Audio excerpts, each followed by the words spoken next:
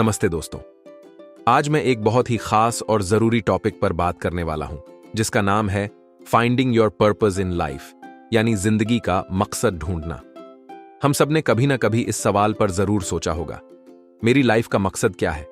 और यह सवाल बहुत जरूरी है, क्योंकि जब हम अपने पर्पस को समझ लेते हैं तभी हमारी लाइफ में एक अलग मीनिंग आता है। पहला कदम है सेल्फ रिफ्लेक्शन, यानी खुद को समझना। आपको यह सोचना पड़ेगा कि आपकी स्ट्रेंथ्स क्या हैं, आपको क्या करने में खुशी मिलती है और आपकी पास्ट एक्सपीरियंसेस क्या कहते हैं। मैं आपको एक छोटी सी कहानी बताता हूं। जब मैं छोटा था, मुझे पेंटिंग करना बहुत पसंद था, लेकिन कभी कभी मुझे लगता था कि यह सिर्फ टाइम पास है। लेकिन जैसे जैसे मैंने खुद से यह सवाल पूछना शुरू किया कि मुझे सबसे ज्यादा खुशी कब मिलती है, तब मुझे समझ आया कि आर्ट मुझे मेरे अंदर की क्रिएटिविटी से कनेक्ट करता है। तो आपको भी अपने अंदर झांक कर देखना होगा कि आपको असल में क्या करना अच्छा लगता है। अब बात करते हैं कोर वैल्यूज की। वैल्यूज वो प्रिंसिपल्स होते हैं जो हमारी जिंदगी को गाइड करते हैं।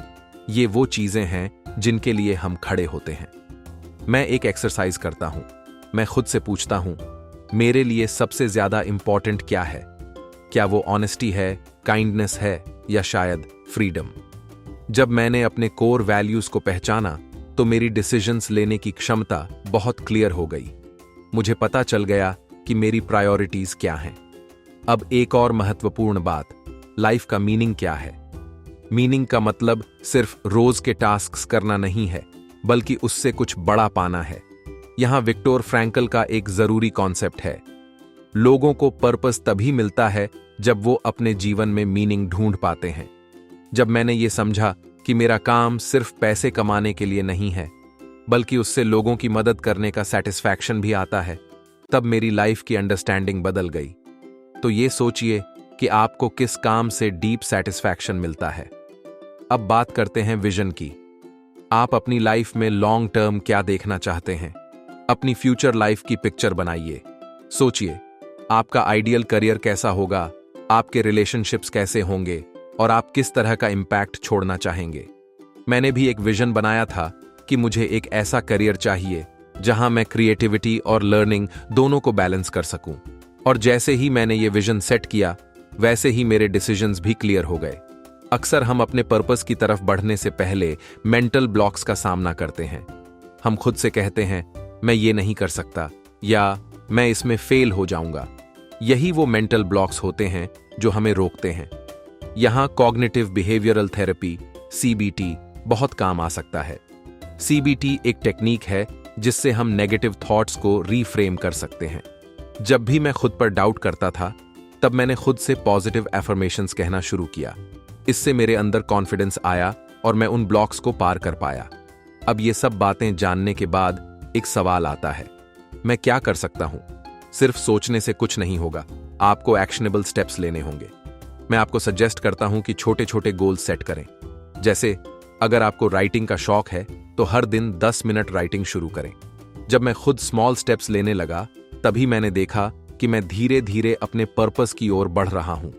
फ्लो एक ऐसा स्टेट है जहां हम टाइम का ट्रैक खो देते हैं और पूरी तरह से अपने काम में डूब जाते हैं। जब मैंने पेंटिंग शुरू किया तो कई बार ऐसा हुआ कि मुझे पता ही नहीं चला कि कब घंटे बीत गए। फ्लो स्टेट में रहना आपको आपके पर्पस के और करीब ले जाता है।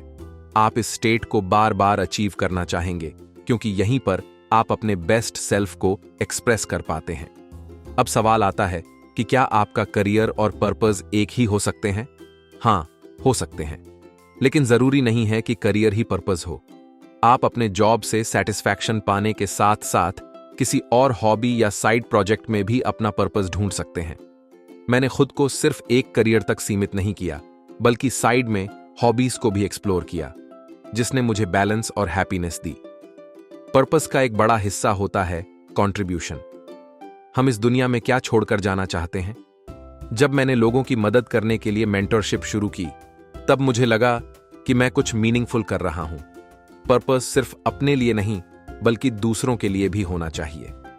आपकी कंट्रीब्यूशन से किसी की लाइफ में फर्क पड़े तो वो सेटिस्फैक्शन अनमैच्ड होता है। लास्टली, जॉय और ऑब्लिगेशन में बैलेंस बनाना जरूरी है। हम कई बार सोसाइटी या फैमिली के एक्सपेक्टेशंस को फुलफिल करते करते अपने पर्पस को भूल जाते हैं। मैंने ये सीखा कि हमें उन चीज़ों को भी समय देना चाहिए जो हमें खुशी देती हैं, न कि सिर्फ उन चीज़ों को जो हमें करना चाहिए।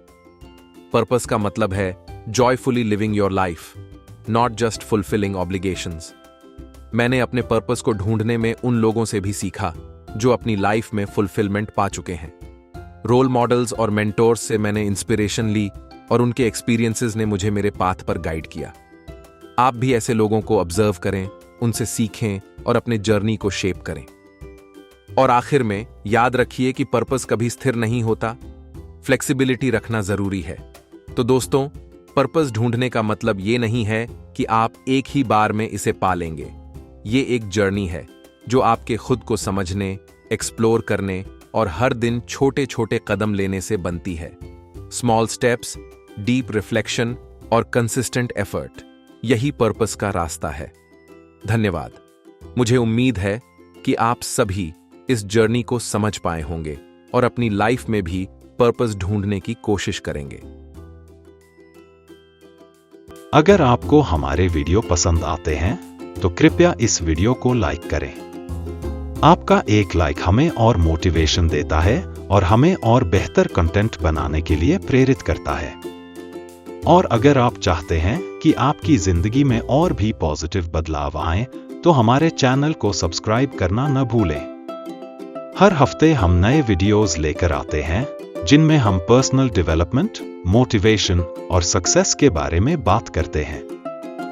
आपके दोस्तों के लिए भी ये कंटेंट बहुत उपयोगी हो सकता है, इसलिए इस वीडियो को शेयर करें।